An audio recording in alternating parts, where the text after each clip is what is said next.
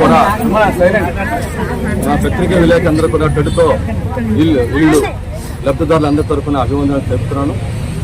ఈ రోజున రాజువాక జీఎంసీ వారు ఈ రోజు వరకు చేస్తున్నటువంటి మోసాలని, ఈ రోజు చేస్తున్నటువంటి లబ్ధిదారులని పడుతున్న ఇబ్బందుల్ని ఈరోజు జోనల్ కమిషనర్ గారికి వెళ్ళిపోయి మాట్లాడడం జరిగింది. అదే మొదటిది ఏదంటే 2018లోనూ విక్రయ ఒప్పందం జరిగింది ప్రభుత్వానికి లబ్ధిదారులకి. అలాగే 2023లో వీళ్ళందరూ కూడా సేల్ డీడీలు రిజిస్ట్రేషన్ అయ్యి మార్టిగేజ్ రిజిస్ట్రేషన్ చేశారు.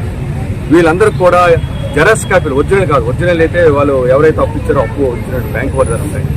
మేము అడుగుతుంది జెరాక్స్. లబ్ధిదారుడికి ఎవరికి ప్రతి ఒక్కరు కూడా నాకు ఇల్లు అయ్యింది, నేను సాయంత్రం ఇంటికి పడుకోవచ్చు అనేటువంటి విశ్వాసాన్ని కలిగించడంలోనూ ఇక్కడ జీఎంసీ వారు పైరొచ్చింది. ఇప్పుడు వరకు దాదాపు 10 సంవత్సరాలు కావస్తున్న వాళ్ళ పత్రాలు వారి చేతికి రాలేదు. అది ఇప్పుడు మాట్లాడితే ఈరోజు ఇస్తామంటున్నాం. ఈరోజు సాయంత్రకాలం మీ అందరికీ ఇస్తామండి.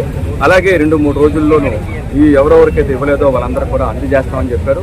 అలాగే మొత్తం డబ్బులు కట్టిన వాళ్ళకి 60 సంవత్సరాలు నిండినటువంటి మొత్తం డబ్బులు కట్టిన వాళ్ళకి టోటల్ మొత్తం డాక్యుమెంట్స్ జెరాక్స్ కాపీ కాకుండా ఒరిజినల్ డాక్యుమెంట్స్ ఇస్తామని చెప్పేసి ఇప్పుడు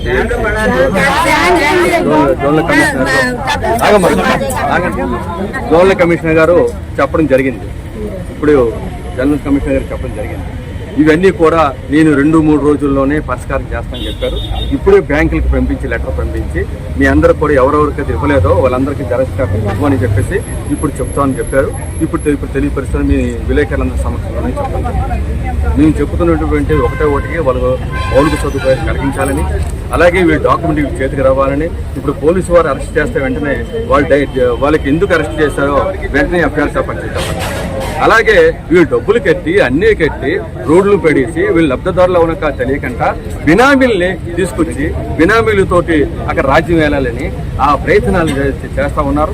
ఆ బినామీలు అరికట్టాలంటే ఒరిజినల్ వాళ్ళందరి చేతికి డాక్యుమెంట్ చేతికి రావాలి. అలాగే వాళ్ళకి ధైర్యం కల్పించమని చెప్పాం మున్సిపల్ కమిషనర్ గారు. అది కల్పించడానికి ఆయన సిద్ధపడ్డారు. అది వెంటనే అమలు జరగాలని చెప్తున్నాం. అలాగే మౌలిక సదుపాయాలకి తక్షణమే పని మొదలు పెట్టమని మేము విజ్ఞప్తి చేస్తాం.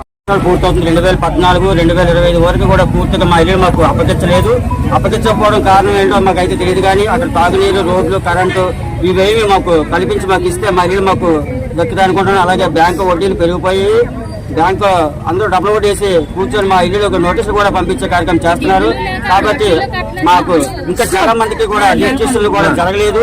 మరి దొంగలు వచ్చి ఆ ఇల్లు మావే అని ఆక్యుపై చేసుకుంటున్నారు.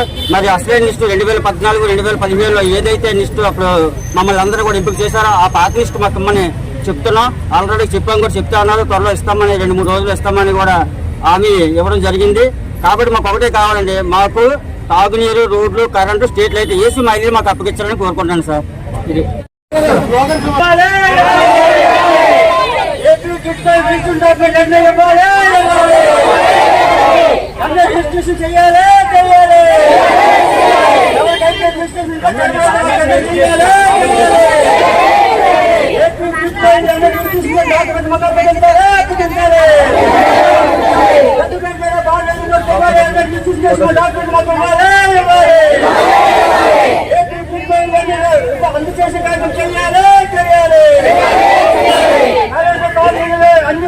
మంత్రుల సామర్థ్యం అందరూ కూర్చున్న ఇల్లు మాకు అప్పగించాలి.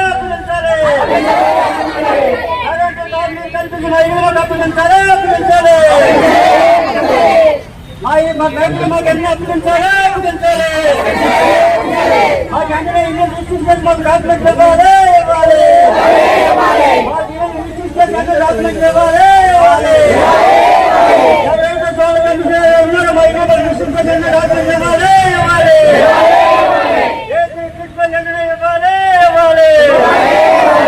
మాకు తాగునీరు కరెంట్ మా ఇల్లు మాకు అప్పగించాలి. తాగునీరు కరెంట్ రోడ్లు వేసి మా ఇల్లు మాకు అప్పగించాలి.